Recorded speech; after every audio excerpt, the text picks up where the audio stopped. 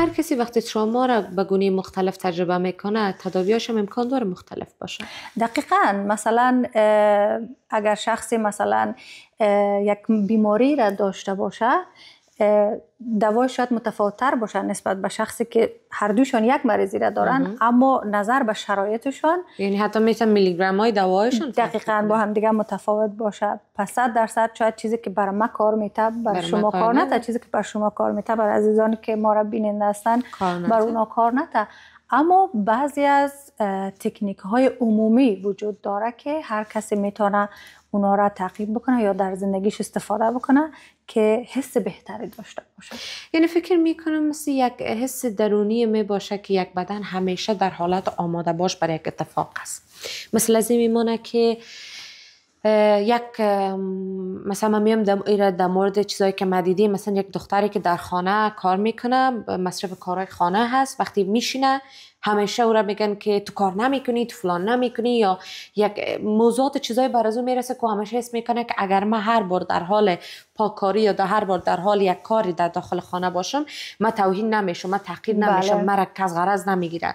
پس مثلا میمونه که او بنده خدا در خانه تنها شیشته به محضی که تک تک دروازه میشه یا به محضی که یک کسی وارد میشه او عاجل اما حالت تدافعی بدنش فعال میشه، میخواد خودش در کار چی میکنه که ما بادا بیای برای ما گپ بزنه. مثلا میمونه که در واقعیت روحت هیچ گاهی آرام نباشه و درونت هیچ گاهی به گونه واقعی نخوابه، همیشه در منتظر ازی باشی که این انفجار میشه، منتظر ازی باشی که یک کسی امیال نیای با ما یک حادثه پیش بیاد. یعنی تمام اینا بسیار تلخ است همچنان تجربه اینا. زهرا جان مثلا من فکر میکنم هر کدام ما وقتی ما زهرا صحبت میکردیم من در مورد از این گفتم که زهرا من حس میکنم که به گونه خودم دارم ایره تجربه میکنم. من وقتی در افغانستان بودم یک دوره بسیار سختی را گذشتاندیم که هر موتری که میگذشت من احساس میکردم که اینا انفجار میکنه، اینا انفجار میکنه و این بسیار سخت است.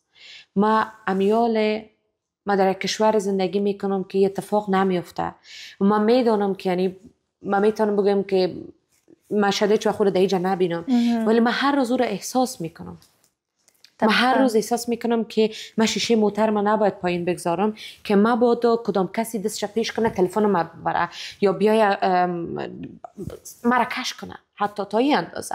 پس هر کسی تروما رو به گونه خودش تجربه میکنه، حس میکنه.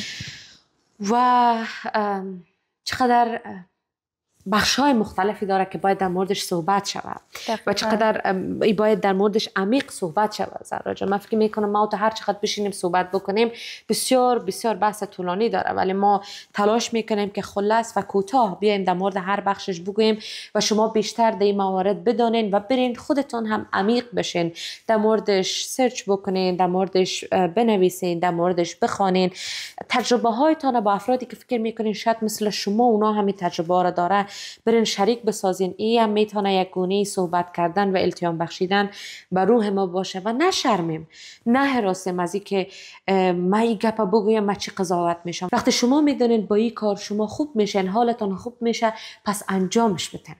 مثل از این که من احساس کردم با صحبت کردن این موضوعات با زهرا حالم خوب میشه، پس ما انجامش دادیم و امروز میایم تمام اینا رو با شما شریک میسازیم.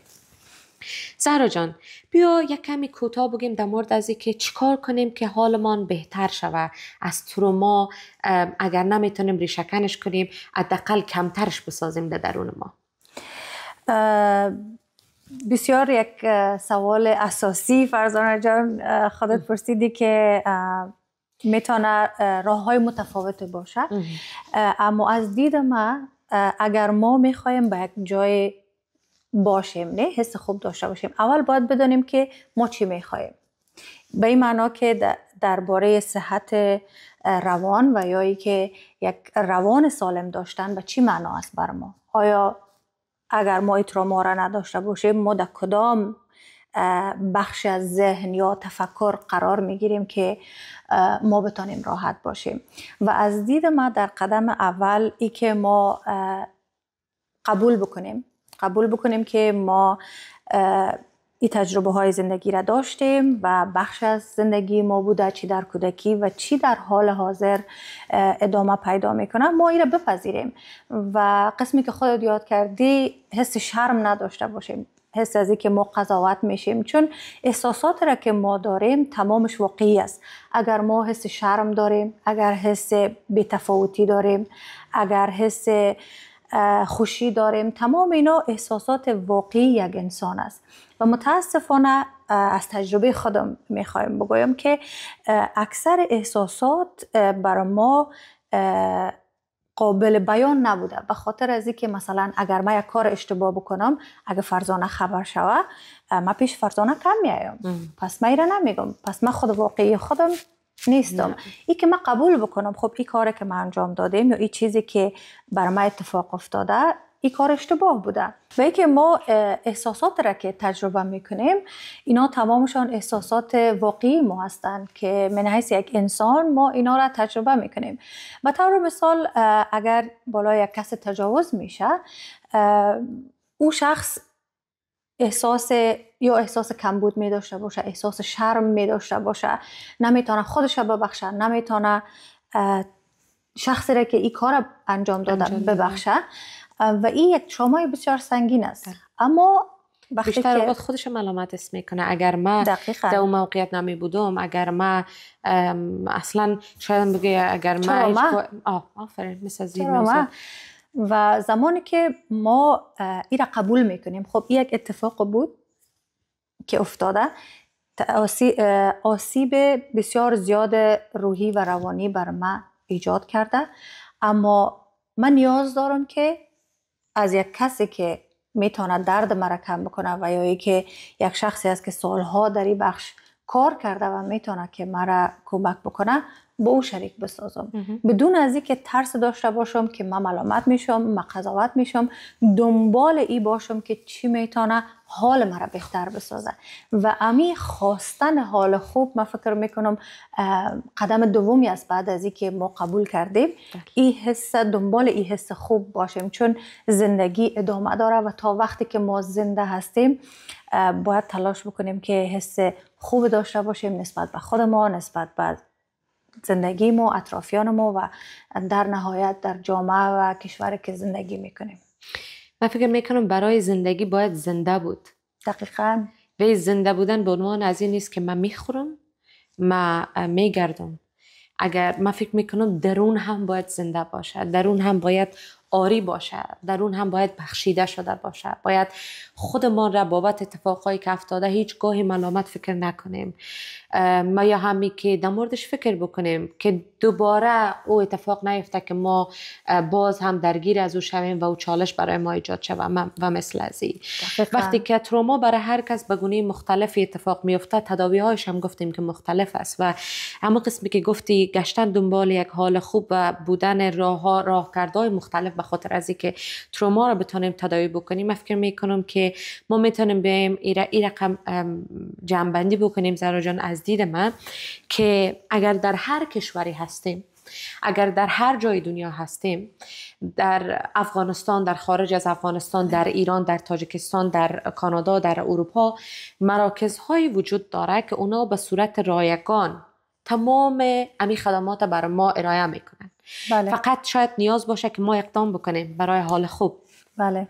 بتانیم ما امی اقدام ما میتونه مثل ازی باشه که ما اونا را پیدا بکنیم با یک ایمیل یا هم با یک رفتن حضوری و صحبت کردن. به یک من میخوایم یک وقتی داشته باشون تا صحبت بکنم با یک روانشناس یا با یک وقتی شما برین اونجا شما میبینین که چقدر افراد، چقدر راهکردهای وجود داره برای از که شما را کمک بکنه تا شما از این حالتها رهایی پیدا بکنین.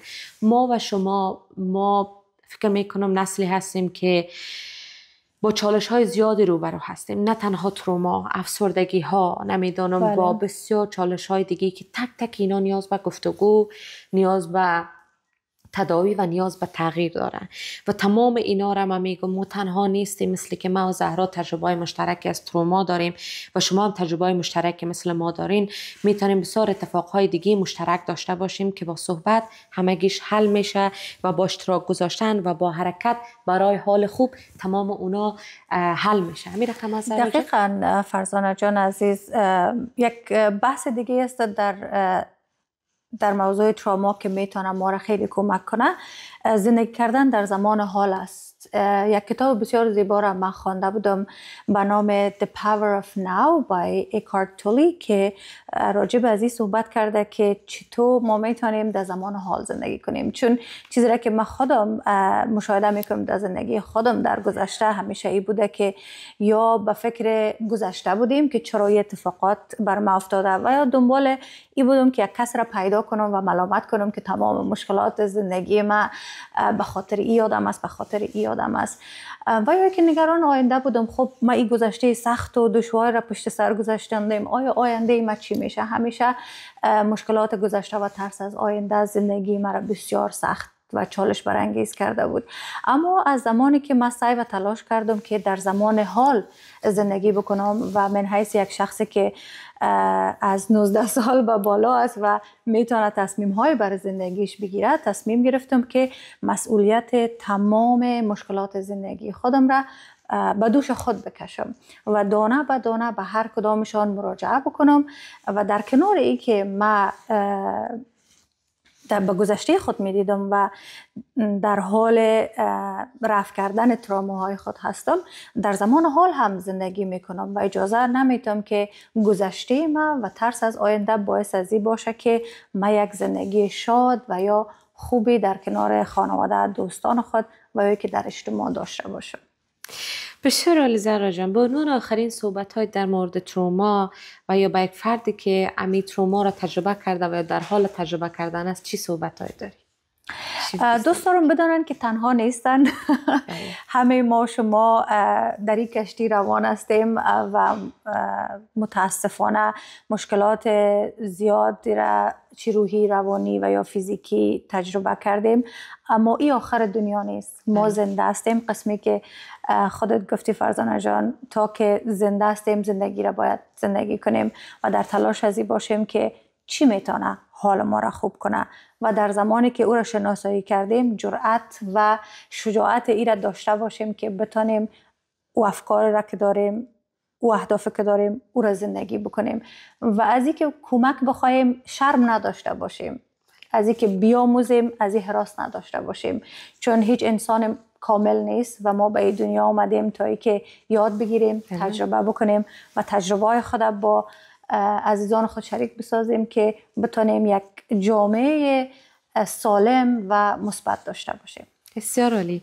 بسیار زیاد ممنونم زهرای نازنین از اینکه این چنین یک موضوع بسیار مهم را انتخاب کردی به عنوان اولین موضوعی که ما بخوایم در پادکست صحبت بکنیم و از اینکه تمام این موضوعات جالب و دلگرم را با ما شریک ساختی و من را به عنوان یک فردی که واقعا دچار تروما هستم برای من موضوعاتی را یادآور شدی تا که من امروز با خودم فکر بکنم که من به خاطر تمام چالش‌هایی که برایم اتفاق افتاده ملامت نیستم و اگر ملامت باشم راهکردها و راه حل‌هایش پیدا بکنم تا بتونم خودم با درون خودم کنار بیام و خودم را ببخشم. دقیقاً. این بسیار مهمه. بسیار مهمه. و امیدوار هستم خودت هم مثل ما و مثل تمام عزیزایی که امروز همراهشان صحبت کردی موفق باشی به دنبال از این که این مشکل تروما را اگر ریشه‌کن نتونیم، من نتونم، خودت نتونی، اما بتونیم حلش بسازیم و خوب شیم. ممنون زهرای نازنینم از اینکه تمامی تجربه ها و صحبت های خوب و در مورد تمامی موضوعاتی که خودت بیشتر تحقیق کرده بودی امروز ما شریک ساختی و ممنون از اینکه وقتت هم برای ما گذاشتی. سپاس از خودت که همچین فضای را فراهم کردی که ما بتونیم با هم دیگه گفتگوی داشته باشیم و امید دارم که نکات را که با هم دیگه صحبت کردیم به هر دوی ما و همچنان به عزیزان ما مفید واقع شود. بله. سلامت باشین. مهربان ها، قسمی که گفتم بسیار زیاد موضوعاتی است که باید همه ما شما در موردش صحبت بکنیم و نیاز است که در مورد از اونا بدانیم. ما در این پادکست ها تلاش میکنیم تا مهمان های داشته باشیم مثل زهرای نازنین من که هر فرد اونا در مورد موضوعی که انتخاب میشه با ما شما صحبت بکنن و عمیق شویم در مورد او چالش هایی که همه ما نیاز داریم اونا را بازم میگم ترمیم بسازیم. ترمیم ساختن اونها شرط اول به این است که ما بتونیم اول خود ما بعدن اجتماع را تغییر بدیم و ترمیم بکنیم. مهربان ها سپاس از اینکه تا اکنون با ما بودین. امیدوار هستم که صفحات ما را دنبال بکنین و همچنان سر بزنین به کارهای قبلی ما تلاش ما را به این میکنیم تا برای شما برنامه‌های آموزنده و مفیدی داشته باشیم که امروز نیاز است فرد ما و شما قدمی بگذاریم بروی از اینکه کارهای مثبتی را برای جامعه انجام بدیم. تشکر از اینکه تا اکنون با ما بودین. تا پادکست دیگر، خداوند نگهدار.